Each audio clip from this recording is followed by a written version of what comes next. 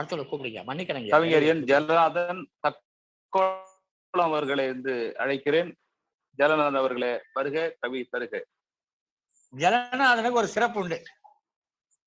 நான் காமராஜரை பார்த்துக்கிறேன். ஆனா ஜலநாதன் ஐயா காமராஜர் நேரடியா பேசினவர். வாங்க ஐயா, சொல்லுங்க. சங்கத்தமிழ் இலக்கிய பூங்கா குழுவினர்களுக்கும் நேரலையாக ஒளிபரப்பு கொண்டிருக்கின்ற தமிழ் அமெரிக்க தொலைக்காட்சி நேயர்களுக்கும் என் வணக்கத்தை தெரிவித்துக் கொள்கின்றேன். சங்கத்தமிழ் இலக்கிய பூங்கா என் ஜலநாதன் தக்கோலம். காமராஜர் பிறந்த நாளில் மலரும் நினைவுகளாய் என் கல்லூரி நாட்களில் நடந்த நிகழ்ச்சியை நெகிழ்ச்சியோடு சமர்ப்பிக்கின்றேன். மேன்மை மிகு காமராஜர் அவர்கள் காஞ்சிபுரத்தில் உள்ள பயணியர் விடுதியில் தங்கியிருந்த சூழலில் கல்லூரியில் படித்துக் கொண்டிருந்த நானும் எனது நண்பர்களும் அவரை பார்க்க சென்றோம், பார்த்தோம். அப்போது கல்லூரியில் தேர்தல் நடந்து முடிந்த நேரம். அவரிடம் கல்லூரியில் நடைபெற்ற தேர்தலில் நம்முடைய கட்சிதான் வெற்றி பெற்றது என்று மகிழ்ச்சியோடு சொன்னோம். கேட்ட காமராஜர் அவர்கள் எங்களை பாராட்டுவார் என்று எதிர்பார்த்திருந்தோம். காமராஜர் அவர்கள், கல்லூரியில கட்சியெல்லாம் இருக்குதா என்ன? முதலில் கல்லூரிக்கு எதுக்கு வந்தவன்னு பாருங்கண்ண, வீட்டை பாருங்கண்ண, அப்புறம் நாட்டை பாருங்கண்ண, கட்சிய தெரிஞ்சுக்கலாங்கண்ண, அதிலேயே மூழ்கிடாதீங்கண்ண, பெத்தவங்களை பாருங்கண்ண என்றெல்லாம் எங்களுக்கு அன்புடன் சொன்னார். காமராஜர் அவர்கள் அன்று சொன்ன வார்த்தையை சொல்லும் போது மானசீகமாக மனதில் இப்போதும்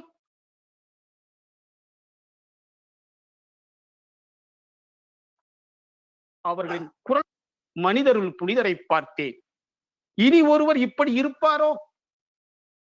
கள்ளங்கபடமற்ற குழந்தை மனம், உள்ளதை உள்ளவாறே இருக்கும் சொல்லும் செயலும், உள்ளதை உள்ளவாறே இருக்கும் சொல்லும் செயலும்.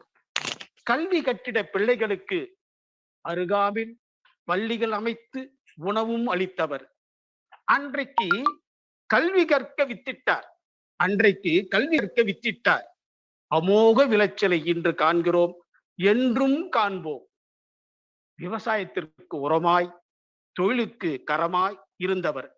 நாட்டு நலனே தன்னலமாய் என்னும் தன்னலமற்ற தலைவர். நாட்டு நலனே தன்னலமாய் என்னும் தன்னலமற்ற தலைவர். காமராஜருக்கு நாடு நாடு என்றுதானே சிந்தை என்றும் நாடும். காமராஜருக்கு நாடு நாடு என்றுதானே சிந்தை என்றும் நாடும். காமராஜரை நம்மனது பாடுபாடு என்று தானே புகழாக நன்கு பாடும். என் ஜலநாதன் தக்கோலம். நன்றி.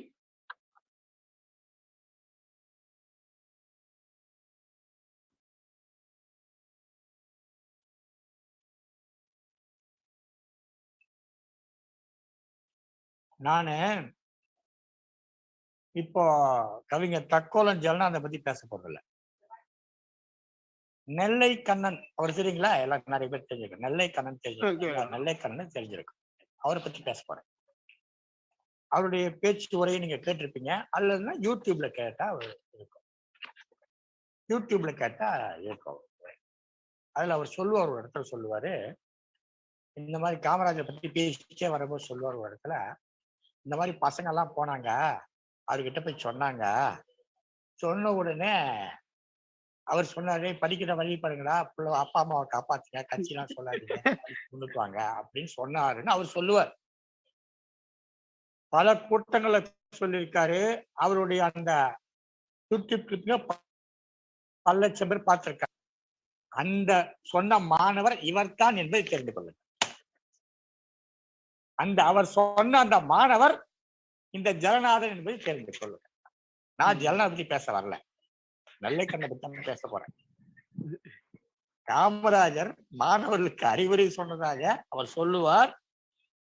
சொன்ன அந்த மாணவர் திரு ஜலநாதன் ஐயா தான். உண்மையிலேயே நன்றி. வாழுகிற சாட்சி காமராஜருக்காக வாழுகிற சாட்சி நெல்லைக்கண்ணன் என்று சொன்னால் அவர் சொல்லுகிற சான்று நம்முடைய ஜலநாதன். உண்மைதான் ஐயா. நீங்க சொல்லும் போது உண்மையிலேயே அவர் இல்ல, நீங்க சொல்லும் போதே காமராஜர் உருவமும் அவர் அன்றைக்கு பார்த்த நினைவும் தான் எனக்கு வந்து, அதனால தான் சில சமயங்கள்ல நான் பேசும்போது அவரை பத்தி சொல்லும்போது கூட எனக்கு சொல் தடுமாற்றம் ஏற்பட்டது காரணமே அதுதான். அது ஒரு விஷயம். எனக்கு ஒரு சில பேரை பற்றி பேசினால் மட்டும் கண்கள் கலங்கும். உண்மைதான், உண்மைதான், உண்மைதான். சில பேரை பற்றி பேசினால் கண்கள் கலங்கும். காமராஜர் மிகவும் திடமான மனிதர்.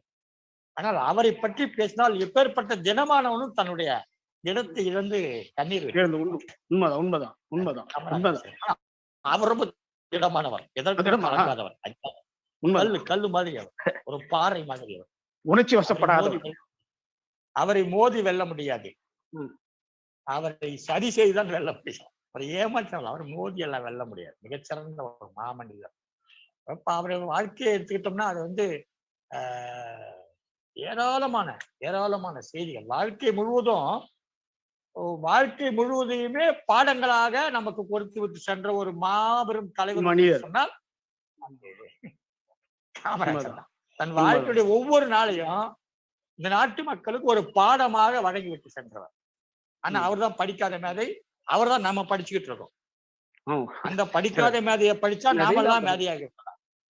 அந்த படிக்காத மேதையை படித்தால் நாமெல்லாம் மேதையாகி விடலாம். நன்றி, சிறப்பையா. நன்றி.